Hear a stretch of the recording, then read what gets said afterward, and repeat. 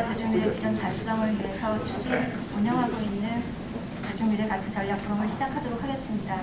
바쁘신데도 불구하고 이렇게 참석해 주셔서 감사드립니다. 안녕하십니까. 저는 오늘 사회를 맡은 제주 테크노파크 정책기획단 임소진입니다. 제주 미래가치 전략 포럼은 제주 지역의 현안 문제에 대해서 여러 전문가와 공유하고 그리고 해결 방안을 찾기 위해서 출범하였습니다. 그리고 오늘 13번째 포럼을 개최하게 되었는데요. 오늘 주제는 지속 가능한 세계에서 함께 살기 위해서 여러 기관과 기업이 추진해야 할 사회적 책임과 그리고 노력에 대한 ESG 경영에 대해서 저희가 준비하였습니다. 저희 1부에서는 ESG 경영에 대한 이해와 최근 트렌드 및 이슈와 그리고 중소기업의 ESG 경영 도입 솔루션에 대해서 발제가 있겠고요. 그리고 제2부에서는 전문가 토론과 그리고 질의응답이 있겠습니다. 그러면은 첫 번째 발제인 이한상 대표 원장님께서 첫 번째 발제를 해주시겠습니다.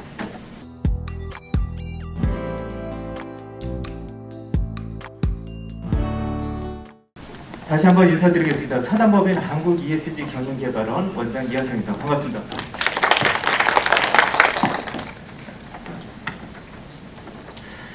첫 번째 시간 관련해서는 ESG 경영에 대한 개념에 대해서 좀 말씀드리려고 합니다. 우선 시작하기에 앞서서 잠깐 이런 말씀을 좀 드리려고 합니다.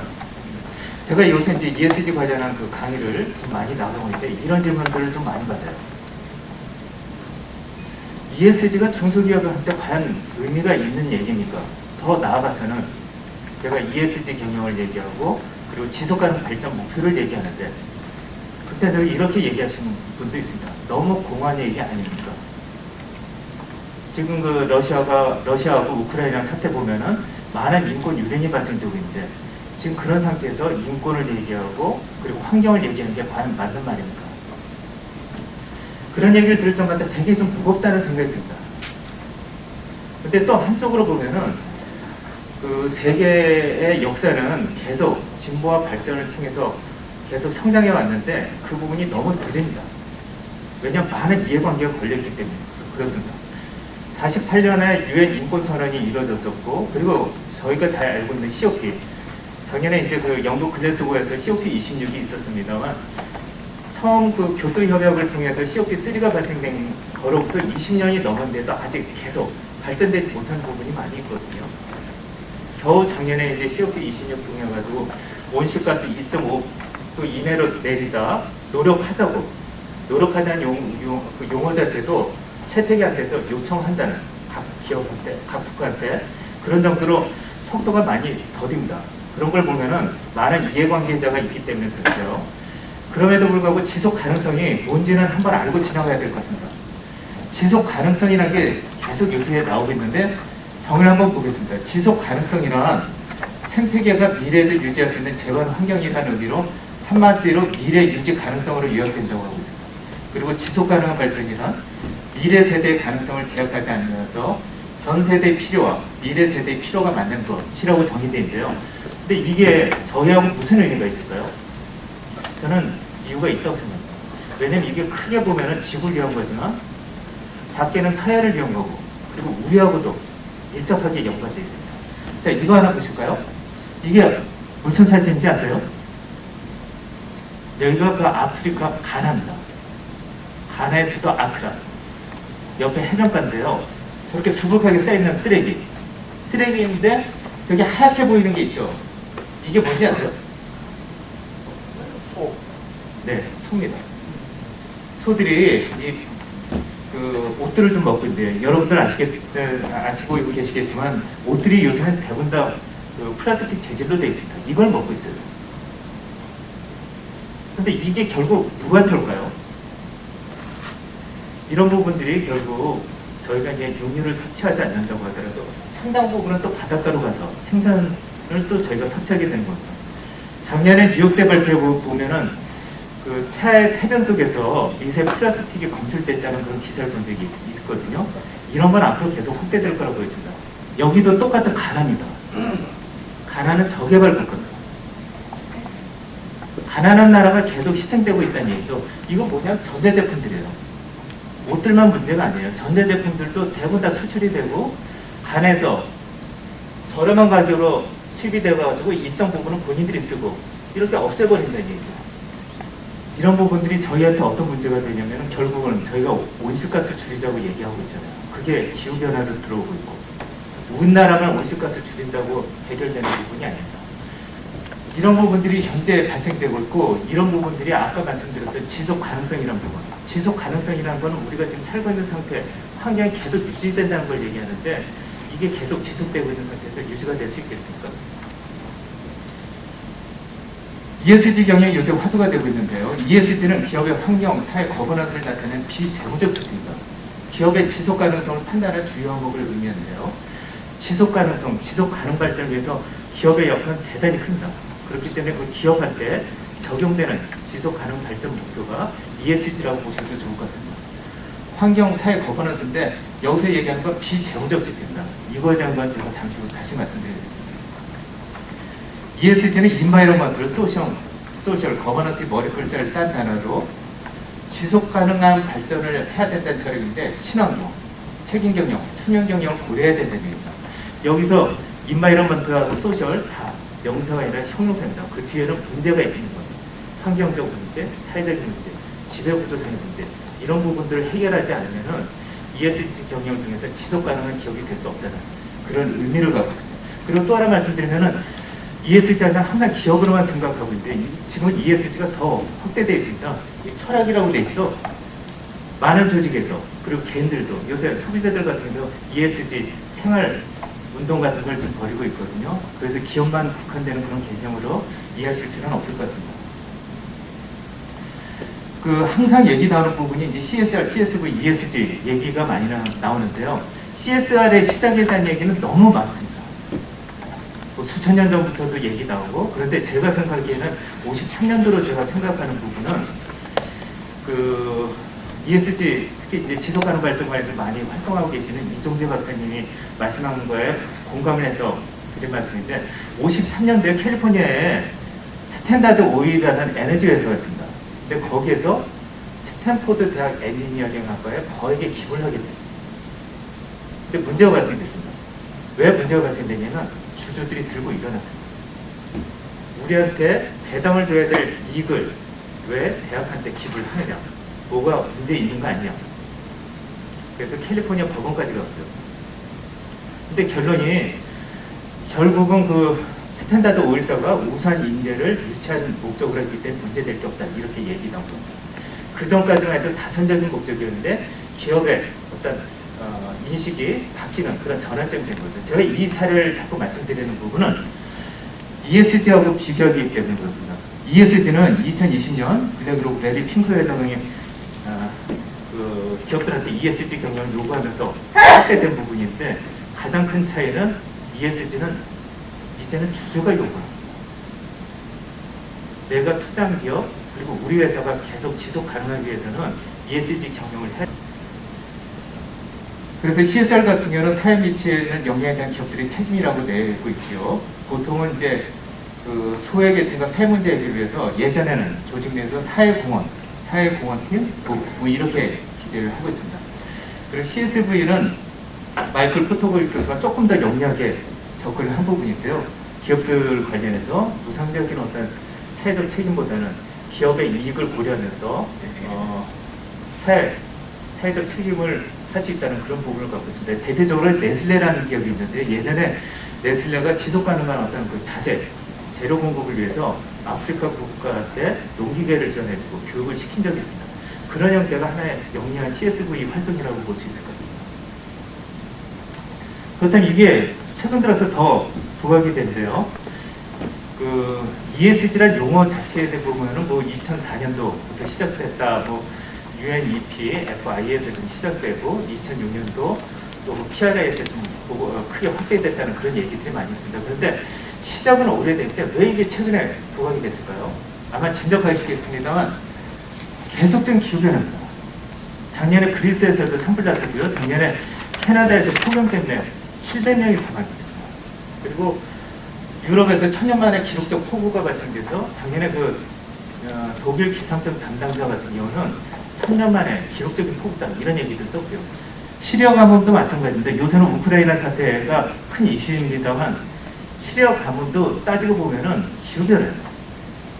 시리아가 사실은 자급자족이 가능했던 나라인데 가뭄이 들면서 시골에 있는 사람들이 수도권으로 올라오고 서로 분쟁이 발생되고 거기에다 러시아로부터 밀수입도 러시아도 이제 가뭄 때문에 밀수출을 안 한 거죠. 그러다 보니까 내정이 좀 더 커지면서 발생된 거고요. 3월달 기사에 보니까 국내 꿀벌 77만 마리가 실종됐다고 하더라고요. 근데 이 원인도 보면은 해충이라는 얘기도 있습니다만 가장 유력한 부분은 봄이 없어졌기 때문입니다. 여러분들도 느끼지 않습니까?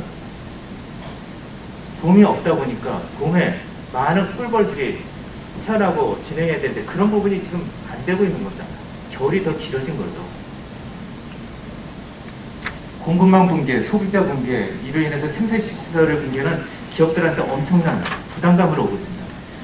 환경적인 부분만 있는 게 아닙니다. 저희가 2021년도 평택항 이선호 씨 사건이 있었죠. 이런 안전 문제, 그리고 잠안동 건물 외벽이 무너지면서 신혼부부가 사고를 당하는 이런 경우들도 발생됐습니다. 그리고 구글 직원들이 이제 거르 나서서 옛날에 이제 안드로이드 아버지가 앤디 루빈이라고 큰 임원이 있는데 그분이 성추행 사건을 발생합니다. 그런데 벌 1,000억 정도 되는 퇴직금을 받고 무마시키려는 노력을 차지 못해서 젊은 직원들이 또 일어났고요. 사회적 이슈 관련해서는 앞서서 말씀드렸듯이 안전적인 이슈도 있습니다만 이런 사회적 MZ 세대들의 많은 공정성에 대한 요구도 있습니다.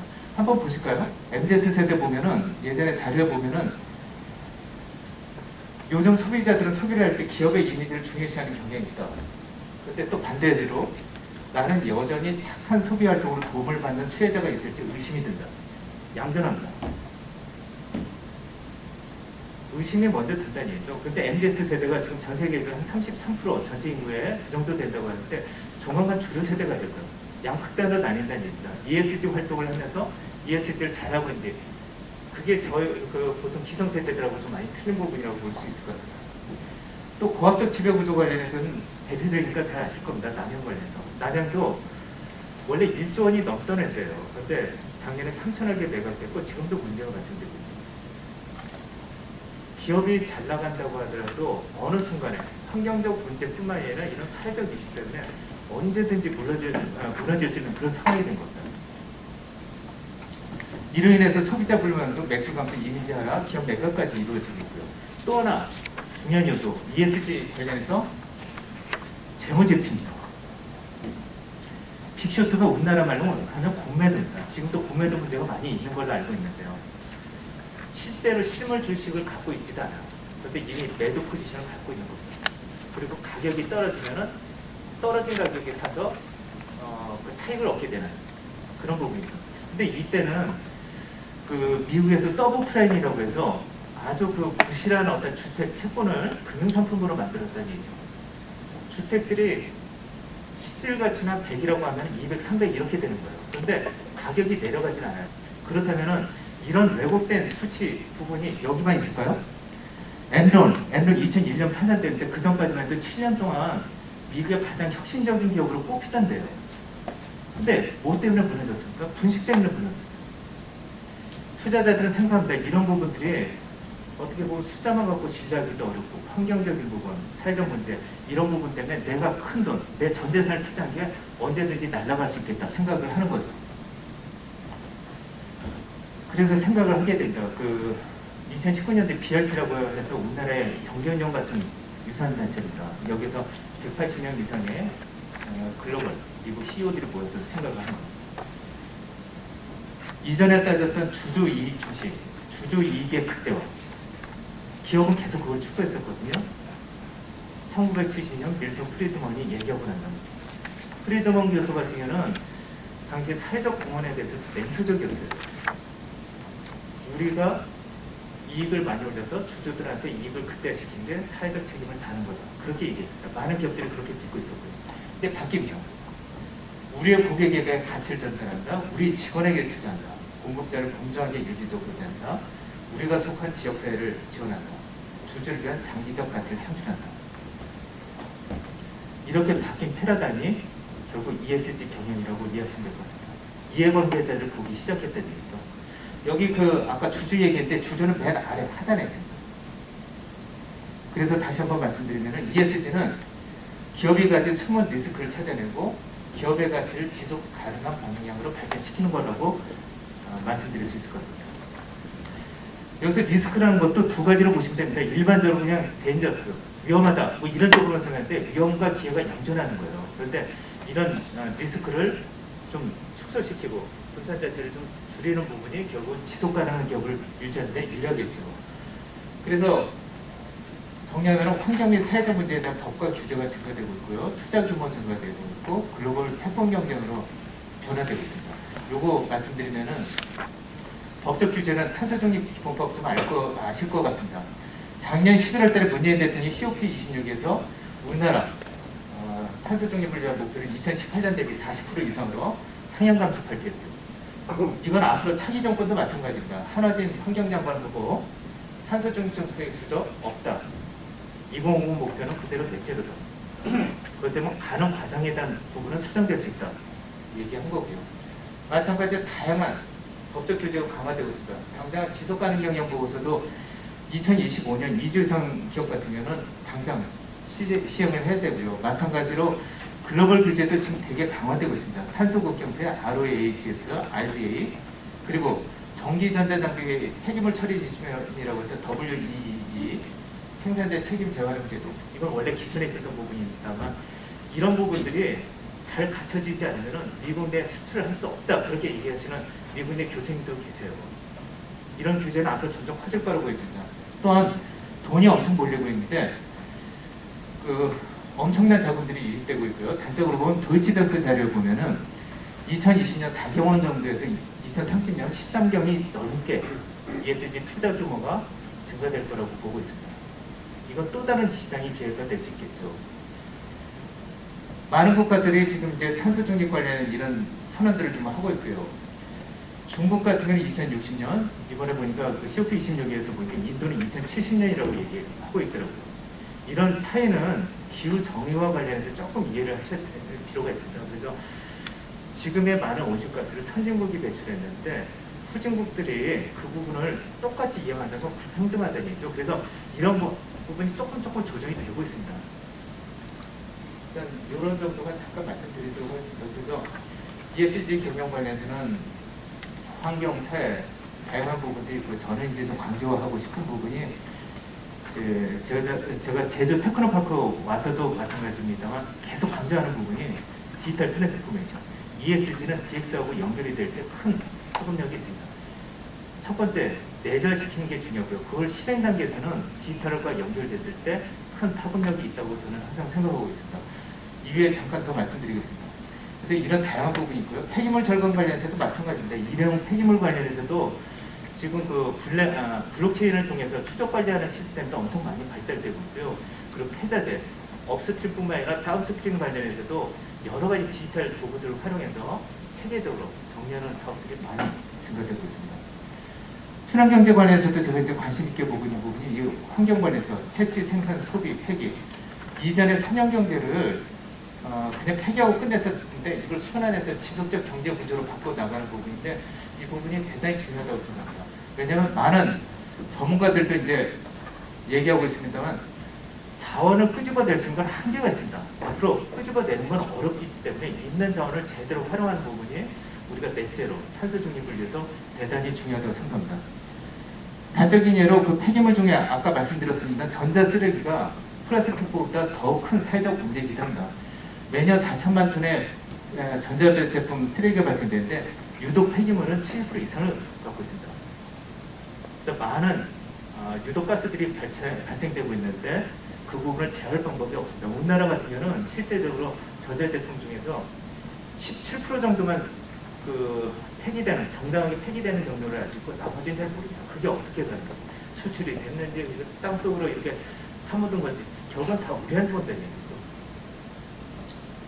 사회부문 관련해서 인권, 노동, 무게, 사회공헌 다양한 부분이 있는데 지금 당장은 이제 기업들한테 공급망 관리 관련해서 제일 이슈가 좀 되고 있는 것 같습니다.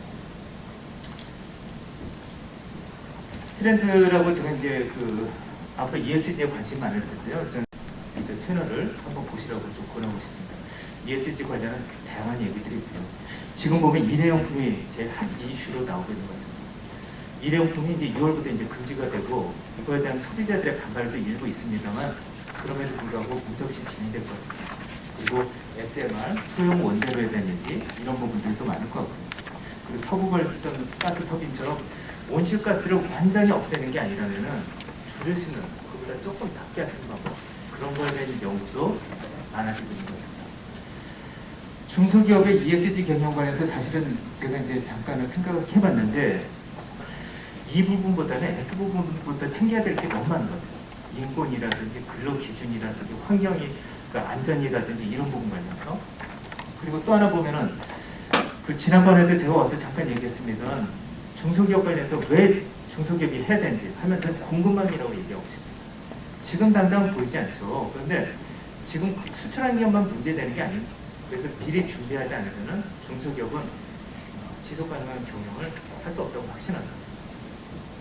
그리고 또 중소기업한테는 공급망 연계 리스크도 있습니다만 앞서서 말씀드렸듯이 많은 투자자분들이 오고 있습니다. 그렇기 때문에 이익의 관점으로 보시는 게 훨씬 도움이 되실 거라고 보입니다. 왜냐하면은 이런 것도 한번 보시죠. 재활용 관련해서 애플 같은 경우는 지금 그 해즈나 대구 같은 로봇 활용해서 23가지 아이폰을 분해해서 히드로 자석, 통스텐, 강철 같은 자원 회수를 통해 작년 같은 경우는 59%가 재활용 지원에서 나왔습니다. 근데 이게 이런 게 이제 계속 증가될 수밖에 없습니다. 디지털하고 연계돼서. 여기 그 제주 테크노파크에 계신 많은 그 임원분들도 계신데 제가 한 가지 말씀드리면은 제주에 있는 스타트업들 관련해서도 다양한 어떤 소규모 관광 관련한 어떤 스타트업들 많이 있는 걸로 알고 있습니다만 조금 더 수익이 될 수 있고 투자가 많은 쪽으로 이렇게 유도를 해주는 게 좀 더 바람직하지 않을까 그런 생각이 듭니다. 제가 이제 그 제주 스타트업들 평가위원으로 종종 오다 보면은 대부분 지역 내 제주 지역에 한정된 어떤 그런 걸 목표로 많이 하고 있더라고요. 그러다 보니까 제주 안에서는 가능하겠지만 비슷한 기업들이 계속 나올 수밖에 없거든요. 그래서 기업들 간의 연계를 통해서 좀 더 수익성이 좋은 데로 지원을 해야 되는데 그게 저는 그 제주 테크노파크에서 할 역할이라고 생각하고요. 그런 연계만 파트너십 이런 연결고리를 지어주는 게 되게 중요하다고 생각합니다. 그래서 저는 이제 그 각 기업들한테 좀 다니는 부분이 ESG 관해서 너무 혼란스러워하고 하고 힘들어하는 부분들이 많으세요. 근데 우선은 우리 기업한테 가장 중요한 ESG. 우선은 첫 번째, ESG를 해야 된다는 생각을 먼저 갖는 게 중요하고요. 왜 해야 되는지 아까 제가 앞서서 말씀드렸고요. 두 번째, ESG 관련해서 우리 기업의 가장 큰 리스크가 뭔지. 그거를 저는 길게도 말고 한 3가지만 생각하고 그거 중심으로 집중하셨으면 좋을 것 같습니다. 그리고 또 여건이 된다면 이걸 기회로 보고 프라핏이 낼 수 있는 어떤 요소들을 찾아가는 게 도움이 되실 거라고 생각합니다. 마지막 말씀드리면은 결국은 ESG는 혼자서 할 수 있는 게 아닙니다. SDG란 큰 우산 속에서 ESG를 또 각 기업들이 진행을 하고 있는데 이건 혼자 할 수 있는 그런 과정 아닙니다. 연결과 협력, 파트너십 이런 걸 통해서 해야 되고 동반 상생을 해야지만 이룩할 수 있는 부분입니다.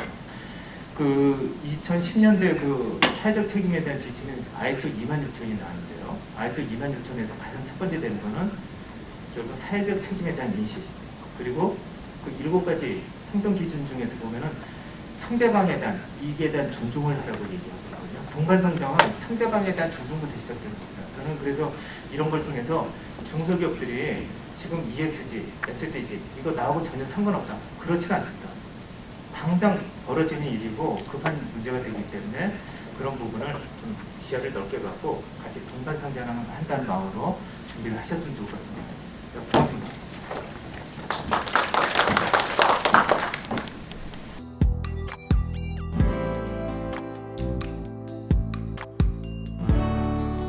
네, 안녕하십니까. 저 소개받은 한국능률협회 송치현 팀장입니다. 다시 인사 한번 드리겠습니다. 반갑습니다. 네, 저희는 오늘 어떤 말씀을 드리면 좋을까 제가 사실 고민을 많이 했습니다. 그럼 어떤 말씀을 드려야 우리에게 더 도움이 될까 생각을 하다가 일단은 첫 번째로 이런 말씀을 좀 드리고 싶습니다. 우리가 ESG를 추진해 나가야 한다는 거, 방금 이한성 원장님께서 너무 잘 정리를 해주셔가지고 ESG가 계속 가는 개념이라는 거, 우리가 이것에 대비를 할 수밖에 없다는 건 이미 공감하고 계시겠지만 더 좀 단단해지는 시간이 되셨을 것 같은데요. 그런 와중에도 제가 항상 이제 마음속에 좀 안타깝고 그런 생각이 드는 것은, 원래도 저희는 이 중소기업도 그렇고 우리 테크노파크도 마찬가지실 것 같습니다. 원래도 다른 업무들을 계속 해오셨을 환경이셨다는 거, 그것이 좀 안타까운 마음이 좀 있습니다. 이 ESG라는 것이 좋은 가치고 이렇게 간다는 게 바람직한 방향이라고 공감은 하지만, 이제 이 일을 하셔야 되는 이제 실무자분들을 바라보는 마음에서는 안타까움이 늘 있는데, 그래서 오늘은 한번 이렇게 ESG를 바라보시면 어떨까 생각을 해서 좀 가지고 왔습니다. 이 ESG를 뭘로 봐야 될 것이냐에 대한 이야기들이 참 많은데요. 여러 가지로 볼 수 있을 것 같고, 그리고 이것이 정답이냐 하면 사실은 자신이 좀 없어지기는 합니다. 그런데 참고가 될 수 있을 것 같아서 제가 가지고 왔습니다. 이 경영학에서 전략경영이라는 분야가 있는 거 잘 알고 계실 텐데요. 이 전략경영에서 어떤 이야기를 하냐면, 이 전략경영은 경쟁 우위를 창출하기 위해서 효과적인 걸 선택해 나가는 과정인데, 이제 기업에서 아예 새로 기업을 꾸리는 그런 스타트업 같은 경우에는 조금 해당이 덜 되겠지만, 우리처럼 기존 사업을 영위해 오던 우리 테크노파크라거나 아니면 다른 중소기업들한테는 이 새로운 것을, 어쨌든 ESG라는 새로운 것을 도입하는 데 있어서 이것을 할 여력이 있는지 점검을 먼저 하셔야 된다는 차원에서 이거를 전략으로 한번 바라보시면 도움이 될 것 같다 생각을 했습니다. 전략으로 바라본다는 것은 이런 것이라고 하더라고요. 이 외부 환경에 대해서 분석을 하고, 그 다음에 내부 역량에 대해서 분석을 한 다음에 전략을 선택하고, 그것을 바탕으로 우리가 경쟁 우위라고 표현이 되어 있는데, ESG를 가지고 우리가 어떤 것을 얻을 수 있는지에 대해서 판단을 하는 과정이 필요하다, 이렇게 얘기해 주시면 좋을 것 같습니다. 그래서 오늘도 요것을 바탕으로 제가 이야기를 한 이제 25분여 정도 드려보려고 하고 있습니다. 이 내용에서 보시면 저희가 일단은 ESG랑 관련해서 세 가지를 하자고 제가 제안을 드리려고 합니다. 세 가지를 크게 할 건데요. 첫 번째는 뭐냐면 이 외부 환경에 대한 분석입니다. 외부 환경에 대한 분석은 조금 전에 원장님이 강의를 쭉 많이 풀어주신 그 내용과 함께 우리가 해당하는 여러 가지 지표들이 있을 거예요. 우리 테크노파크 같은 경우에는 뭐 사회적 가치랑 관련된 경영평가 지표도 될 수 있고, 기업들 같은 경우에는 국내에 있는 평가 지표들이 될 수도 있고, 뭐 여러 가지 뭐 SDGs가 될 수도 있고, 뭐 가장 이제 크고 대표적으로는 ISO 26000 같은 지표들이 또 나와 있어서 그런 것들이 지표들이 될 수 있을 것 같은데, 그 내용들을 한번 강독해 보시는 게 방법이 될 수가 있습니다. 내용들을 좀 살펴보시면 외부 환경에 대한 내용이라는 게 그 안에 어차피 다 들어있어요. 이제 그래서 이런 것들, 이런 항목들 쭉 나열이 돼 있다 보니까 그것들을 강독해 보시는 게 한번 도움이 되고, 두 번째, 요 내부 역량에 대한 분석은 무엇이냐? 제가 강의 시작 전에 요 앞에서 이 고동호 연구원님한테 질문을 했습니다. 중대성 평가 우리 혹시 했나요? 이렇게 질문을 드렸어요. 이 중대성 평가를 근데 아직은 안 하신 것 같다고 말씀을 해주셨습니다. 그래서 그 중대성 평가에 대한 부분을, 사실은 이 중대성 평가는 지속 가능 보고서를 작성하거나 ESG 전략 체계를 잡을 때 보통 시작단에서 많이 하시는 건데, 그런 그 프로세스를 활용해서 우리 내부를 점검해 보시는 것도 괜찮아요. 그 방법도 말씀을 좀 이따 드리겠습니다. 그 다음에는 이 전략을 선택하는데, 이 전략을 어떤 전략을 선택할 것이냐, 여러 가지 전략들이 있을 겁니다. 인력 투입에 대한 전략도 있을 거고, 자원 투입에 대한 것도 있을 거고, 근데 그것이 무엇을 위한 것이냐로 또 정의를 해야 될 텐데, 오늘은 ESG를 추진하는 것을 알리는 측면, 마케팅 측면에서 우리의 전략적 이슈들을 어떻게 모아가야 할 것인가, 우리 테크노파크도 그렇고 이 강의를 추후에 들으실 중소기업에서도 그렇고 어떤 전략을 가지고 우리가 선택을 하면 될 것이냐, 그런 이야기를 좀 드리도록 하겠습니다.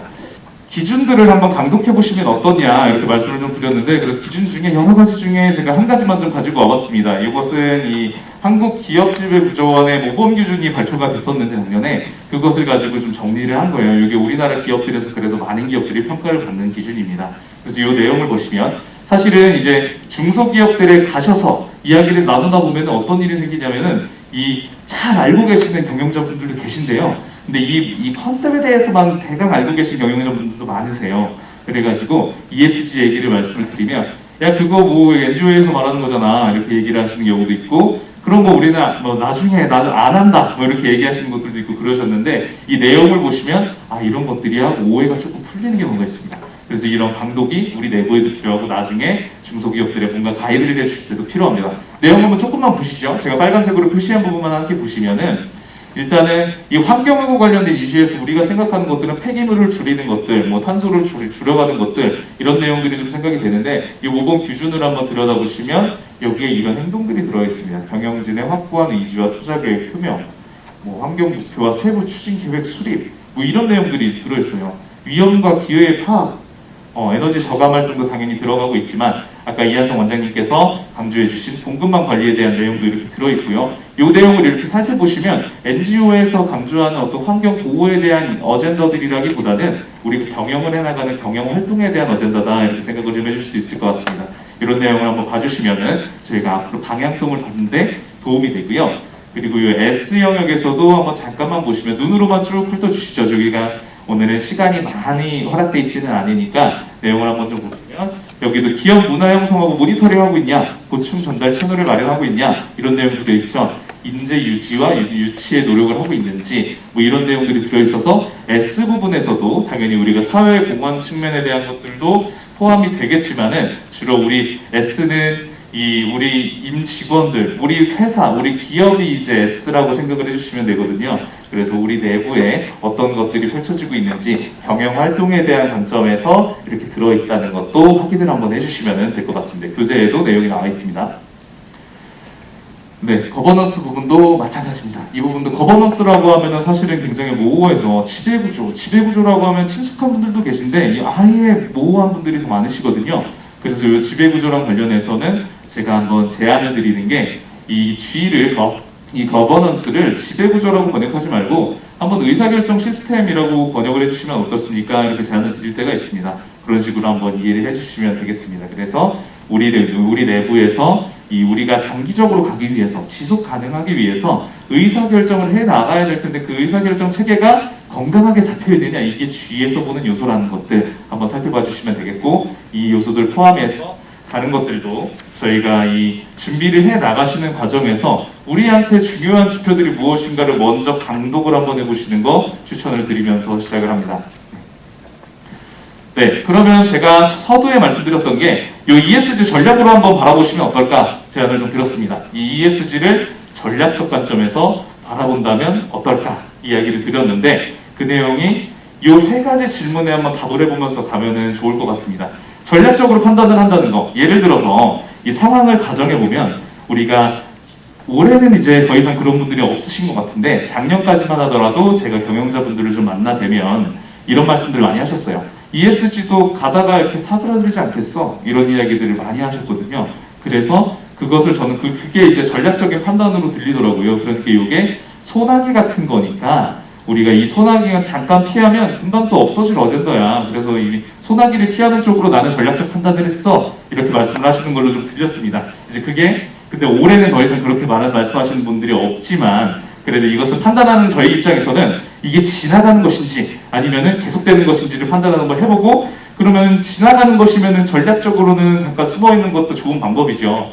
근데 계속되는 것이면 숨어갈 수 없고 어떻게 준비해 나가야 될지 마음의 준비 그리고 인적 자원, 물적 자원에 대한 준비를 서서히 해 나가셔야 되기 때문에 이 내용에 대한 말씀을 이 세 가지 질문에 답변을 좀 드리면서 가도록 하겠습니다. 첫 번째, 이전에는 없던 신생 개념이냐? 이것에 대해서 먼저 좀 풀어주셔야 됩니다. 왜냐하면 이전에 아예 없었던 개념이다 하면은 반반인 것 같아요. 이전에 없었던 개념이면 이게 나왔다가 사그라들 수도 있고 나와서 유지될 수도 있죠.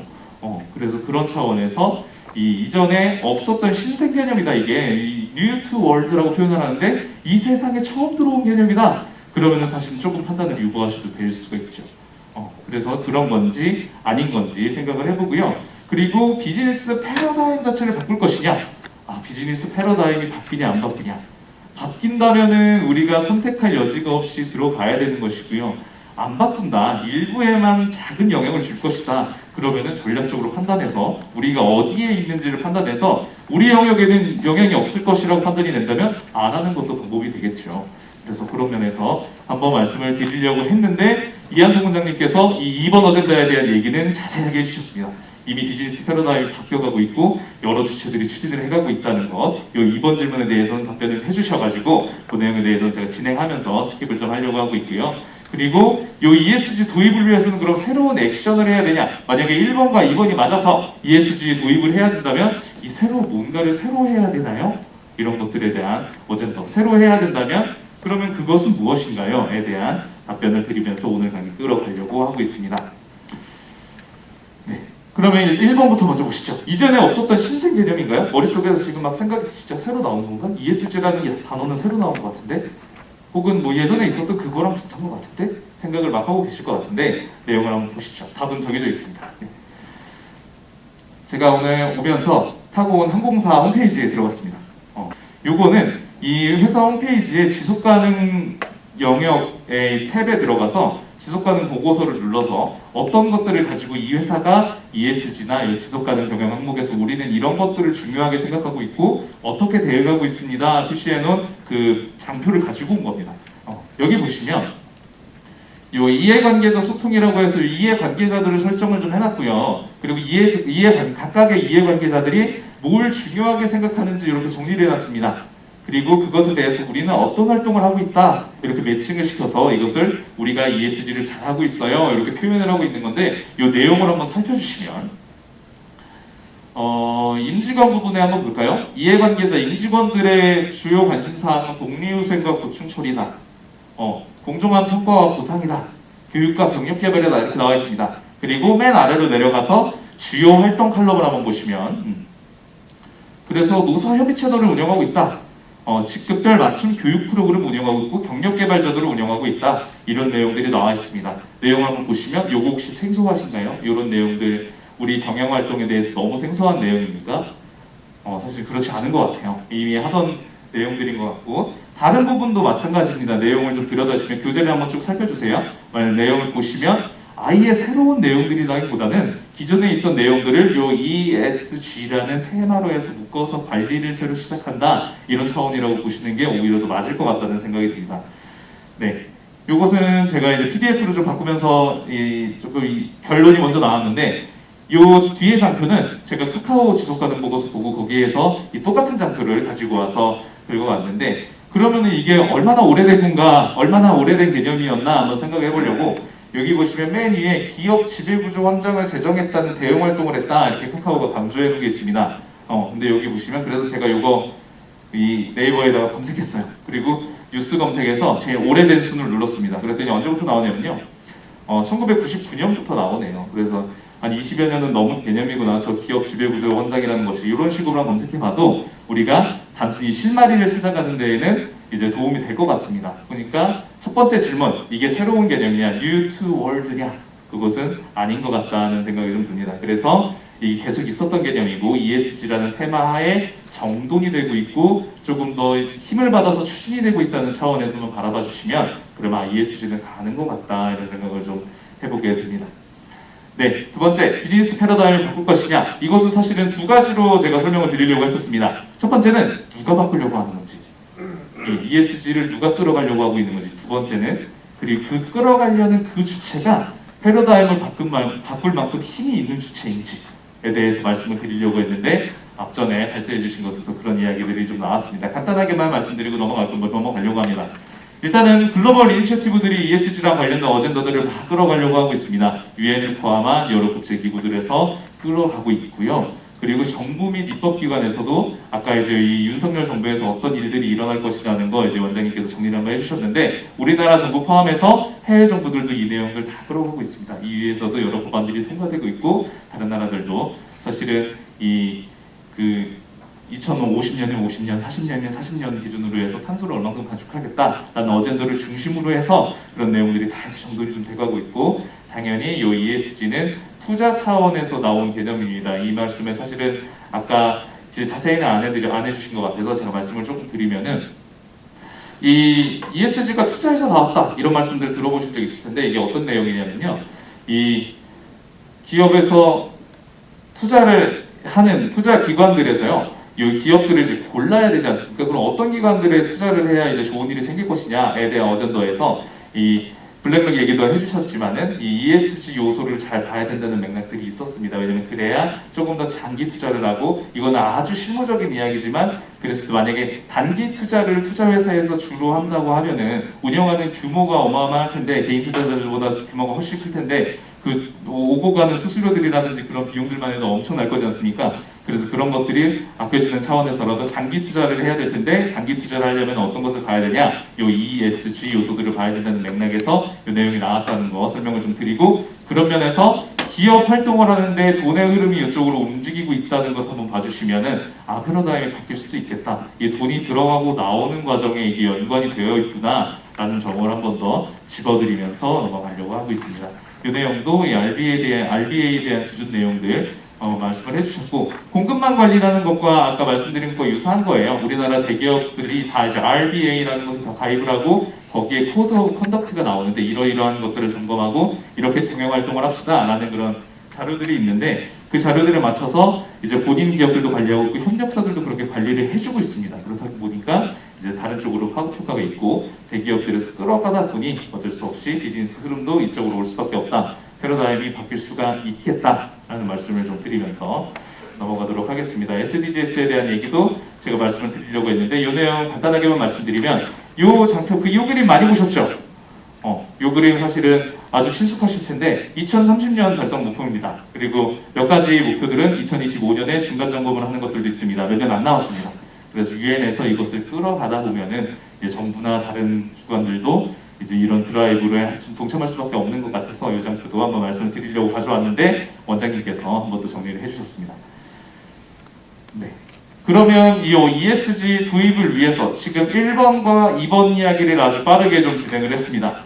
그래서 ESG 원래 있던 개념이라서 앞으로도 있을 확률이 높다. 그래서 ESG에 대한 투자에 대한 결단, 어떤 투입에 대한 결단 하시는 게 좋겠다는 말씀을 좀 드리고, 두 번째로 비즈니스 패러다임이 바뀝니까? 이게 다 바뀌는 건가요? 다 바뀔 것 같습니다. 네, 그래서 우리 영향을 주는 그런 주체들도 강력한 주체들이 영향을 주고 있고 기한을 정해서 이미 추진하고 있는 것들이 있기 때문에 그것을 어떻게 해야 되는 결론이 좀 날 것들이 많이 있을 것 같습니다. 그래서 한번 투자를 전략적 판단으로서 ESG를 검토해 보시는 게 타당할 것 같다는 말씀을 좀 드리면서, 그러면은 전략적 판단을 해야 되는데 그럼 뭘 해야 되는 것이냐? 새로운 액션을 해야 됩니까? 안 해야 됩니까? 이런 이야기를 드리는데 사실은 그것은 기관마다 다릅니다. 새로운 액션을 하셔야 될 수도 있고 새로운 액션을 안 하셔도 될 수도 있습니다. 그 내용을 좀 말씀 좀 드리겠습니다. 근데 새로운 액션을 한 가지는 하셨으면 좋겠는 것들이 좀 있습니다. 이게 뭐냐면, 이게 맨 처음 장표에서 제가 전략적 판단을 위해서 외부에 대한 것도 검토를 하셔야 되지만 내부에 대한 검토도 하셔야 된다 이렇게 말씀을 좀 드렸습니다. 그래서 내부에 대해서는 우리 내부 자원들이 뭘 잘하는지, 우리 기관이 어떻게 되어 있는지, 우리 기업이 어떻게 되어 있는지에 대한 것도 있지만 우리 기업들에게는 어떤 것이 중요한 것인지에 대한 이 중대성 평가에 대한 이슈도 사실은 있습니다. 이것은 제가 이 장표를 저희 내부에서 쓰고 있는 프로세스 장표가 있는데 그것을 이렇게 공공연하게 공개를 할 수가 없어서 장표를 다른 것을 가져오고 말씀을 좀 드리려고 합니다. 이 중대성 평가라는 게 ESG 요소를 추진하기 위해서, 사실은 그래서 이게 저는 꼭 ESG뿐만 아니고 다른 전략적인 체계를 잡아가시는데도 사용하셔도 괜찮다고 보고 있어요. 그래서 요것을 가지고 우리 기업에는 어떤 것이 중요하냐 쭉 판단을 해가지고 그것에 대해서 어떤 순서로 우리가 투입을 해야 될지 어떤 방향성을 잡아가는 과정이다 이렇게 생각을 하시면 됩니다. 절차는 어떻게 되냐면요, 제 말씀을 그냥 쭉 들어주시면 됩니다. 이 교재 파일을 제가 넣어놓지를 못해서 말씀으로 드리면, 일단은 아까 제가 맨 처음에 이 기준에 대한 강독을 좀 해주십사 말씀을 드렸지 않습니까? 기준에 대해서 우리한테 중요한 ESG 관련 기준들이 막 있을 거예요. SDGs면 SDGs일 수가 있고, 뭐 경영평가일 수도 있고, GRI라는 것이 있을 수도 있고, 뭐 아까 말씀드린 ISO 26000일 수도 있습니다. 그런 것들에서 우리랑 관련되는 것 같은 주제들을 쭉 나열을 하는 겁니다. 그러면 이제 수백 개가 될 수가 있겠죠. 그리고 그 내용들 중에 비슷한 것들을 이렇게 모아서 그룹핑을 좀 합니다. 그러면은 이제 그게 뭐냐면 ESG 이슈 풀이 됩니다. 그래서 이런 것들이 ESG와 관련된 이슈들은 이렇게 많은 것들이 있구나. 그리고 그 풀을 보시면서 이제 그 기준을 여러 개를 보시는 거예요. 여러 개를 보셔서 풀을 만드는 건데, 그래서 그 기준을 가로행으로 쭉 놓고요, 세로축에는 그 이슈들을 쫙 나열을 한 다음에 중복되는 것들에 이렇게 딱 힘을 합니다. 그래서 어떤 판단을 하는 거냐면, 여러 지표들에 공통적으로 들어있는 항목일수록 중요하다 이렇게 일단은 판단을 하는 겁니다. 그래서 점수를 좀 주시고, 그 다음에 거기에 그러면은 이제 점수로 이제 상위에 랭크되는 몇 개가 있을 거예요. 한 30개 정도를 추리시라고 말씀드립니다. 30개 정도를 추리시면 그것을 가지고 이제 이거는 외부의 지표들을 본 거잖아요. 그러면 이제 내부의 의견도 반영이 돼야죠. 주로 우리 이제 원장님께서 신년사를 하신 것이라든지 아니면 우리가 중요한 이해관계자를 모으고 간담회를 했다든지 이런 것들에서 ESG랑 관련된 내용들이 막 나온 것들이 있을 거예요. 그거를 정리합니다. 그리고 뭐 우리 내부에서 나온 건 아니지만 우리 업계에서 이야기가 되고 있는 소재들이 있을 거예요. 그 소재들도 모아서 이슈풀에 집어넣습니다. 그 다음에 다시 한번 기준을 가지고 또 한번 그 평가를 또 하는 거예요. 기준들에다가 다 매칭이 되는 건지. 그래서 중요한 것들 30개 정도를 또 뽑으신 다음에 그걸로 임직원들한테 조사도 하시고 이해관계자들한테도 조사를 하셔야 됩니다. 그리고 미디어에 검색을 한번 해보시는 거예요. 이렇게 3가지 정도로 한번 추려보라고 말씀을 좀 드려요. 미디어에 우리 기관명으로 검색을 하면 뉴스가 쫙 나올 거 아닙니까? 그럼 그 내용 중에 우리가 ESG 이슈로 추린 그 내용들이 얼마나 포함되어 있는지 막 마킹을 해가지고 그 이슈 30개 정도 뽑은 그 이슈들에 대해서 점수를 부여를 합니다. 그래서 그 점수를 부여한 것 중에 상위에 한 10개 정도를 추리면 이제 우리가 이런 내용이 우리에게 중요하네 이런 것들을 좀 보실 수가 있어서 그 중대성 평가를 먼저 좀 하시라고 말씀드립니다. 그러면 중대성 평가된 그 이슈들을 보시면은 우리가 그동안 너무 잘해오고 있던 것도 있어요. 그러면 그런 것들은 이제 다행히 우리가 기존의 것들로 대응을 하면 되는 것이고 우리가 전혀 생각을 못했던 것들도 나올 수가 있습니다. 그런 것에 대해서는 새로운 리소스를 투입하셔야 될 수도 있다 이런 말씀을 좀 드립니다. 그렇게 평가를 하고 나면 이런 식으로 매핑이 될 겁니다. 우리가 비즈니스와 이해관계자 중요도를 판단을 했을 때 이슈들이 이렇게 많은데 그것 중에 중요한 이슈들이 이렇게 다트로 찍힐 거예요. 요거 중에 한 10개 정도 요 정도가 되겠네요. 한 10개 정도를 중요한 이슈로 보시고 요거는 기관에서 정하시기 나름입니다. 10개를 씹을 수도 있고 아니면 요렇게 6개 정도를 하실 수도 있고 요렇게 4개 정도를 하실 수도 있습니다. 그래서 그것을 가지고 내부 분석에 대한 어떤 중고로 활용을 하시는 거 우리 이 테크노 파크에도 도움이 될 것 같고 중소기업들에게도 지원을 해주실 때 이런 거 한번 해보시자 말씀을 해주시면 좋겠는데 아마 이 방법들은 기업 내부에서 중요한 임직원들이 이렇게 모여서 할 수도 있고요. 아니면 관련 분들을 모으셔가지고 워크숍처럼 한번 진행을 해보실 수도 있습니다. 그런 내용을 좀 말씀을 드리겠습니다. 자, 그렇게 내부 분석을 한 다음에 그런 지금 말씀드릴 내용은 이걸 외부에 어떻게 알리는 게 좋은 전략일까? ESG를 한다는 것을 외부에 알려야 될 텐데 제품을 사는 데 있어서 이 요소가 중요하다. 이게 중요해요. 이걸 알리지 않으면 안 살 수도 있다. 라는 게 이제 실질성이고 차별성은 우리가 비슷한 동종 업계들 중에 요거를 우리가 강조하면 다른 기업들이 강조하는 것보다 우리가 강조하는 게 더 효과가 좋다. 이게 차별성이라고 좀 생각을 해주시면 될 것 같습니다. 예시를 한번 좀 들어보겠습니다. 그래서 요 실질성과 차별성을 좀 매트리스로 놔주시고 우리 그 테크노 파크도 한번 해보시고 나중에 중소기업들도 지원을 한번 해주세요, 여러분들. 그래서 차별성이 높다, 실질성이 높다 이렇게 되어 있는 겁니다. 그래서 각각의 방어, 소극, 내재, 적극적 전략을 취하셔야 되는데 이 내용이 뭔지 빠르게 기거를 하고 이렇게 발제를 좀 마무리하려고 합니다. 네, 우선 소극적 전략입니다. 이 소극적 전략은 뭐냐면 대신에 이 논의를 좀 드리기 전에 앞서서 전제를 좀 말씀드리면 당연히 이제 ESG에 대해서는 하는 게 전제입니다. 안 해도 된다는 게 아니고 하시는 게 전제인데 그것을 어떻게 알리실 것인가에 대한 어젠더라는 거 다시 한번 짚고 논의를 좀 드립니다.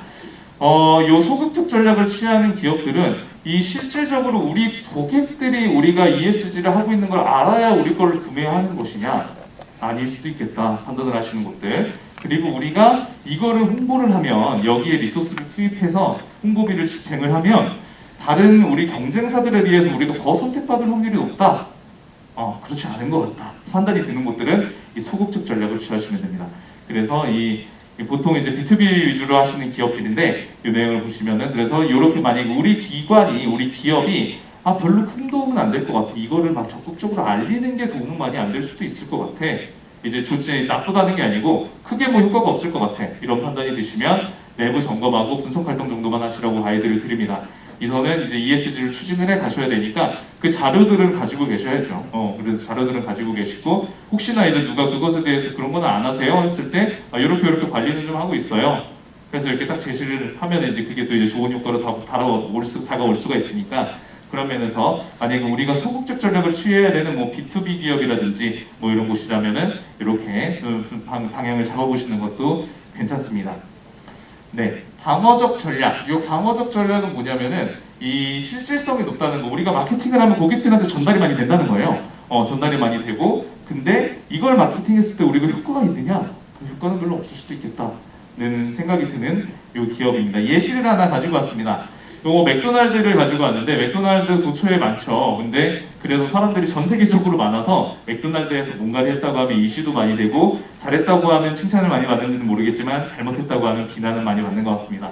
그런 것들 중에 하나가 요 클램쉘이라는 형태의 포장이에요. 요것도 지금 뭐 어떤 것들에도 사용을 한다고는 하는데 한번 이 클램쉘을 전면 다 이렇게 한 적이 있었어요. 이게 플라스틱 같은 재질로 되어 있는 건데 햄버거를 여기 넣어서 줍니다. 그럼 전 세계에서 얼마나 많은 햄버거가 팔리겠어요. 근데 이걸 다 클램쉘에 넣어서 판다. 그래가지고 뭐 이 시민단체나 그 사회 운동을 하시는 곳들에서 요거에 대해서 비난을 엄청 했습니다. 근데 맥도날드 입장에서는 다행히도 요것에 대해서 미리 인지는 하고 있었던 것 같아요. 그래서 비난을 받으면 어떻게 대응해야지 생각도 했었고, 그래서 요거를 전면 다 지금의 종이 랩하는 형태 있잖아요. 그런 형태로 다 바꿨습니다. 그리고 어떤 일을 했냐면 한 해 32만 톤의 종이와 플라스틱을 절약하고 있다 홍보를 대대적으로 이제 출시를 했습니다. 그래서 이미지를 방어하는 차원에서 요거를 활용을 했습니다. 그래서 우리 기업들 중에도 혹은 우리 기관도 이렇게 우리가 뭐 홍보를 하는 것이 도움은 많이 안 될 수가 있지만 부정적 이미지를 방어하는 데는 도움이 될 수 있다 생각이 드시면 우리 내부 분석도 해놓으셔야 되고 지표도 관리를 좀 해놓으셔라 이렇게 말씀드립니다. 그래서 사건이 터지면 바로 이제 그걸 가지고 안 한 걸 가지고 이것을 방어를 한다면 그거는 워싱이라고 해서 문제가 될 수 있지만 하고 있는 것에 대해서 이제 공개를 안 하고 있다고 공개를 하는 것은 괜찮잖아요. 그래서 그렇게 해서 방향을 한번 잡아주시면 그게 방어적 전략을 취하시는 게 됩니다. 네, 다음은 내재적 전략인데 이 내재적 전략은 차별화를 가져갈 수는 있는데 사실은 우리 고객들이 그것 때문에 우리 제품을 구매하는 건 아닐 수도 있겠다 이런 생각이 드는 내용인데 제가 예시로 이 프리우스를 가지고 왔습니다. 이 프리우스라는 차들 다 아시죠? 요새는 워낙에 하이브리드 차량들이 다 많이 나오고 있어가지고 그랬는데 이제 프리우스가 나올 즈음에는 하이브리드 차가 많이는 없었던 것 같습니다. 그래서 여기가 마케팅 전략을 바꿨는데요. 어떻게 바꿨냐면 이전에는 이 스마트 하이브리드 그래가지고 얘네들이 조용하다. 그리고 연비가 좋아서 기름을 안 넣어도 된다. 이런 얘기하면 홍보할 때 막 어떤 걸 했냐면은 뭐 파티에 이 광고 영상에 파티에 막 갔어요. 파티를 가고 친구들이랑 놀러 가고 있는데 이 남자친구한테 전화가 왔습니다. 그래서 몰래 전화를 받는 상황이 나오면서 음악 끄고 친구들을 조용히 시키고 운전을 하고 가고 있는데 너무 조용해서 남자친구가 방인 줄 아는 이제 그런 광고를 하거나 아니면은 뭐 호주에 막 자연을 막 오래 다녀야 되는 그런 사진 작가를 모델로 해가지고 그 사진 작가가 돌아다니면서 연비가 너무 좋아서 주유소를 많이 안 가도 된다. 이런 것들을 강조하는 요소를 이렇게 프리우스를 홍보를 했었는데 2020년부터는 어떻게 홍보를 하고 있냐면 슬로건이 재밌어서 제가 말씀드립니다. 프리우스 프리 어스라는 슬로건을 가지고 홍보를 하고 있습니다. 그래서 이 프리우스 우리를 자유롭게 해줘 뭐 이런 건데 환경 오염에 대해서 자유롭게 해줘라는 어젠더를 이제 가지고 나오고 있습니다. 이 연비가 좋다는 거 에너지를 덜 쓴다는 거고 환경적으로도 좋다는 거잖아요. 근데 그전에는요 전략적으로 환경에 좋다는 얘기는 안 했다고요. 왜냐면은 환경에 좋다는 얘기를 하는 게 별로 그렇게 도움이 안 되니까 전략적으로 안 했었는데 이제는 상황이 바뀌어서 저는 전략적으로 활용을 하고 있는 모습을 좀 볼 수가 있습니다. 네, 그래서 이것은 요거는 우리가 잘 관리를 하고 있다가 이해관계자에게 보고도 하고 보고서 공시도 하고 계시다가 기회가 오면은 홍보를 더 열심히 하자는 차원의 전략입니다. 자, 마지막은 파타고니아 사례를 좀 가지고 왔습니다. 사실은 파타고니아는 우리는 ESG 기업이에요 홍보를 열심히 하고 있는 것 같지는 않아요. 근데 우리가 잘 알고 계실 기업이라서 제가 가지고 왔고 요 적극적 전략을 취하시는 곳은 우리가 ESG를 한다는 것이 우리의 가치이기도 해요. 그리고 우리의 고객들이 이것을 더 많이 발신할수록 우리를 더 많이 바라봐주게 되어 있어 라는 곳들 우리 중소기업 중에도 있을 수도 있고 스타트업 중에 아예 소셜 벤처라든지 친환경 벤처를 시작하는 곳들 등등은 이제 이런 전략을 취하실 수도 있습니다. 기존에 많이 준비가 되어 있으시고 앞으로도 계속 이 활동을 할 거고 우리 기업의 정체성이 여기에 포커스가 되어 있다 하면은 그것에 대해서 당연히 홍보비도 많이 태우시고 마케팅도 더 적극적으로 하셔야 된다는 전략이 될 수가 있겠습니다. 그래서 이 4가지 전략을 좀 가지고 우리가 ESG를 우리 기관에 대해서도 한번 돌아보시고요. 그리고 다른 기관들을 점검해 주실 때도 이 내용을 좀 말씀드리라고 저희가 가이드를 해드리고 있습니다. 참고가 되셨으면 좋겠습니다. 네, 마지막 장표입니다. 요거 제가 대학교 다니고 할 때 제가 좋아했던 웹툰 중에 하나인데요. 여기 보시면 유미의 세포들이라는 드라마화도 됐던 제가 좋아했던 웹툰인데 여기 보시면 이 대사 많이 들어보신 대사죠. 드라마들에도 많이 나오고 이러는 거 너답지 않아. 나다운 게 뭔데? 이런 맥락들. 그래서 사실은 이 ESG는 향후에도 지속이 되는데 전사적으로 관심도 가지셔야 되는데 이 우리만의 액션이 좀 필요합니다. 우리만의 액션이 필요한데 그 액션을 판단하실 때 여러 가지 판단 기준이 있겠지만 오늘 말씀드린 전략적인 요소들, 마케팅 전략적인 요소들 한번 검토해 보시면 어떨까 좀 말씀을 드리면서 오늘 발제 마쳤습니다. 시간이 조금 오버됐습니다. 죄송하고요. 참고가 되셨으면 좋겠습니다. 감사합니다.